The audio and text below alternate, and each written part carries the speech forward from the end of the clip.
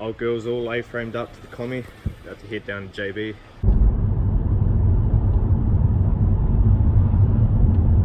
A-frame the Sylvia here on the Commodore. It's JB Fabrication right there.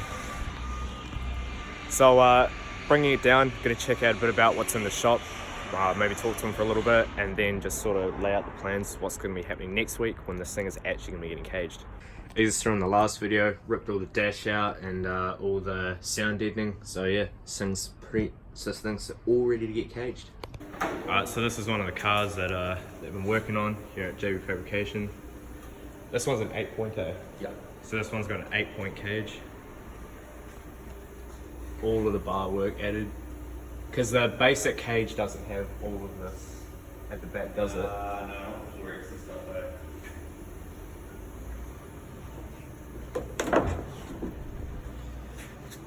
Door bars here, lower, so half of the door card can still be run, or the whole door card? Yeah, the top half of the door card's still going to be run.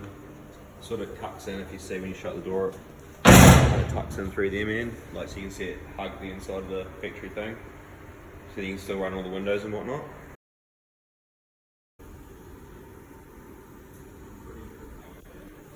He's also got an RB25DET C34 Laurel up there that hopefully we'll get down soon and have a look.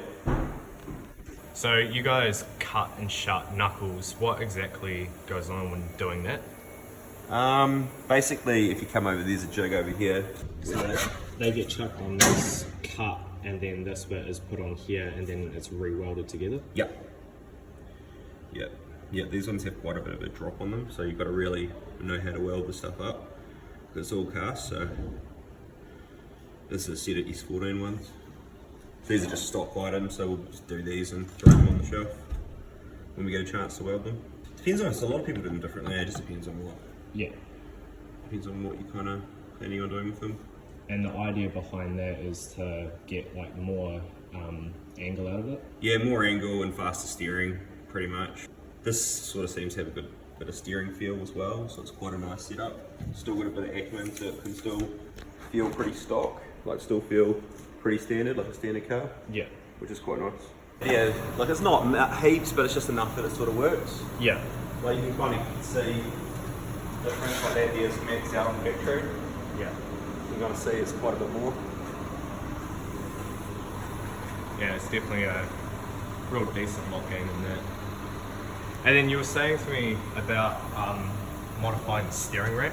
Yeah, so this is my one. My one's a wee bit scruffy just because I had to get it ready for a track day. I just quickly did it.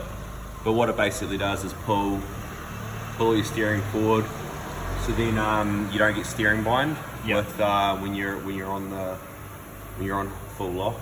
Sometimes you can pull round and it sort of locks you in.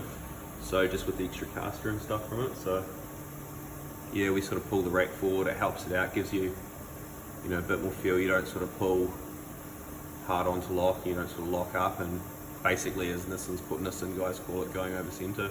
Yeah. Yeah. Have you made your own exhaust and stuff as well here? Yeah, it's all just. It's a bit of a hash together, man. Just because it's a shop car, so yeah, just whatever's lying around, and plus this car's real railed out, so you can see. Yeah, it's a bit flat through here. Yeah. Like all this was new 2 track days ago, and it's all like the subframe smashes the ground, but we like the car to be low, so just deal with it. Yeah, old rails are a bit banged up as well. Yeah, it was a tidy car at one point. So what made you want to build a C34 instead of like C33, how everyone else usually does? I actually bought this off a friend of mine. It came in as sort of a street drift car from Japan, and I just really liked it when I saw it. Yeah, it's just so different. Yeah. And I just grabbed it off him and I did a few changes to it. Changed the wheels a little bit. Kept with the 15s, but changed the wheels up on it and changed a little bit of the a little bit round. Did a few mods to it, made it a wee bit different, and just drive it. It's got RB curse though. It always seems to fuck out, but yeah, it's just RBs. Yeah, pretty much. But it's got just all the subframes been reinforced. Yeah. It's just a GK Tech kit. It's a good kit. It's nice and easy. It works really well. So yeah, we just use that. It's a bit, a bit easier just to get it and throw it in. By the time we make something like that, it sort of costs more than what GKT asks, which is next to nothing really for what it is. So yeah. Apart from that, this car's nothing super special. It's pretty stock. Just got a few arms here and there and coilovers and a bit of power. So it's really cool is this car is running full interior with a full 6-point cage. It's just basically set up like nice and simple. Sort of, just nice and easy to run. Sort of doesn't seem that way because we're always fixing the motor, but no, it's got the hoop on the main bar as well, obviously, just to get that back seat in and stuff. So we might do them on your car as well if you want them. See the wee harness hoops, just to hold the harnesses, keep them nice and tidy. That's pretty cool. It's a good idea. Yeah, it just tidies everything up a bit, man, and just stops it from, because a lot of people just cable tie them. Yeah, just tidies it all up. One thing as well, when we did this cage, we really wanted it to be as minimal as possible, so we made sure it was coloured the same as the car. Just so then, a lot of people don't even see it's in there, which is kind of cool. So this is a hydro handbrake.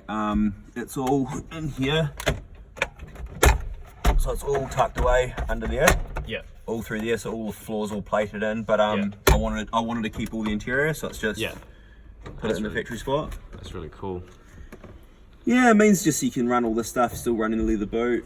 It looks, I can see it. It looks super tidy. Yeah, the only thing I need to do is when it came in from Japan, it had a bolt-in cage. So I've taken that out, but because the bolt-in cage was in it, it had like quite scruffy carpet. So I'm gonna try to get some new carpet for it at some point because I want to put carpet back down and stuff. Just keep it really, really, really kind of tidy looking. Sort of supposed to be, you know, something that's meant to be, but not meant to be quite tidy. But it always, it's always on the hoist getting fixed. It's running RB25. It's quite a simple setup actually. It's all in bits at the moment because we've got to take the motor out again, but it's just a simple setup. It's running a TDO 620G on it, so it's running a TD series turbo, which works really well on it. It's actually crazy how good that turbo worked. We were quite skeptical about it when we got it, but it works really well. And how much boost is it It running? runs 21. 21 pound. Yeah, it runs 21, but it makes all its power at I think it's like 5,500. It's like really, really, really torquey. It makes a lot of torque, so it's quite fun to drive. It's just running everything else. It's just running a NIS tune, Z32. And even then, even the injectors, we're just running factory decap style injectors, which they seem to work really well. So it makes 416 PS, so about 400 horsepower or something. And I think it's about 500 and something Newton meters. I can't remember exactly how many it's made, but yeah, man, this had heaps of trouble overheating. So at Ruapuna, around the carousel, at the end of the carousel, you'd start to see like 105 and it starts to creep up real quickly. So we made that fan shroud. We just did that one quite quickly just to try get it ready for street meet, but I'm going to draw something up on the computer and get some laser cut because they're pretty easy to make. So yeah, it works really well with the twin fans. The only problem is there's not a lot of room being RB in there. Kind of all sandwiched in there. Especially with us using the factory intake as opposed to a front facing. Have you thought about going front facing and top mount and all that setup? I just really like the style of it when you just open it up and it's really simple. I guess it sounds weird because obviously we can make everything in house, but I don't know. We're just trying to keep it as simple as possible, and it's just different. Like you open, it's a different car. The car's sort of like a standard looking car, so you may as well sort of try to keep it as close to standard as possible, and just keep it simple pretty much. With the other car that we're building, we'll probably give that a bit more. That's going to be SR, not RB, but we'll probably go a bit more custom on that one. This is going on an SR and a 180. It's kind of like a real high-rise manifold, kind of a tricky one. It looks NA, but there's a turbo slapped on the bottom of it. So we were just sort of playing around with some ideas that we had, and we've banged it together, and Jason's, designed it and made it in-house, and he's done really well with it, and it should be interesting to see what it does, because it's all unequal, so it should sound cool and high-rise, and it looks pretty awesome. We tend to make them custom. There's actually Yeah. one that's down the road at the moment, an RB25 one that's in a Yeah. Z32, Yeah. Z33, sorry. Yeah. This is getting plain down there, but that's a full custom manifold that we made here. It depends what you want. We tend to tell people that, you know, if they want a good manifold, just an off-the-shelf one like Cinco is definitely the way to go. Yeah.